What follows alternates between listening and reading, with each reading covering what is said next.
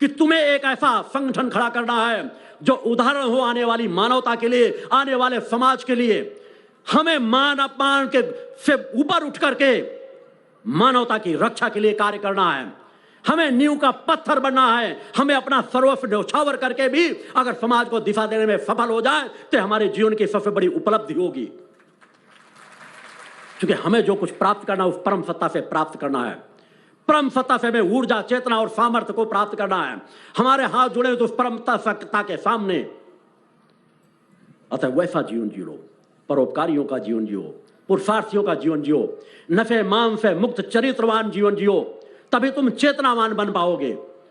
आज इतना बड़ा समाज अपने आप सहज भाव से क्यों नफे मान से मुक्त होता चला जा रहा है? आप लोगों के द्वारा किए जा रहने वाला ऊर्जात्मक जयघोष, आप लोगों के द्वारा की जाने वाली नित्य की साधना, मेरी एकांत की साधनाएं, मेरे आश्रम में चल रहा पिछले 18 वर्षों से अखंड दुर्गा चालीसा का पाठ जो दिन रात अनवरत चल रहा है मानवता के कल्याण के लिए, समाज की समस्याओं के समाधान के लिए, जो अनंत काल के लिए चल रहा है, दिन रात जो अखंड पाठ चल रहा है, उस ऊर्जा को दुनिया की कोई ताकत नकार नहीं पाएगी।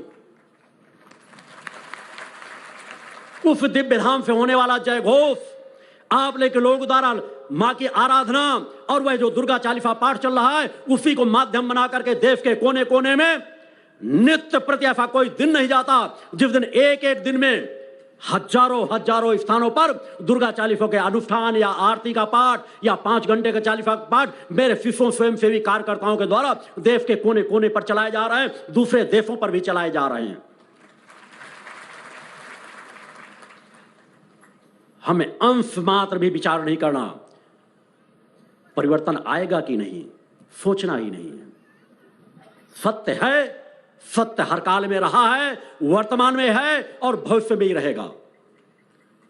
हम जिसे बदलना चाहे हम बदल करके रहेंगे क्योंकि हम पर परम सत्ता की कृपा है। हम सत्य पथ के राही हैं। हमने अपना रोम रोम मानवता की सेवा के लिए समर्पित किया है। इसी को तो त्याग और तपस्या कहते हैं। मगर आज इसी त्याग तपस्या में अच्छे अच्छे धर्माचार्यों को नानी याद आ जाती है। उनसे कह दो 1 घंटे 2 घंटे साधना में बैठ जाओ तो झूलते नजर आएंगे, झूमते नजर आएंगे, नींद में चले जाएंगे। 1 घंटे कह दो मेरुदंड को सीधा करके बैठ जाओ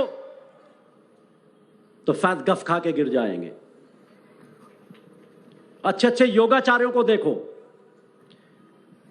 सबसे ज्यादा ढीला ढाला शिथिल शरीर उन्हीं का दिखता होगा।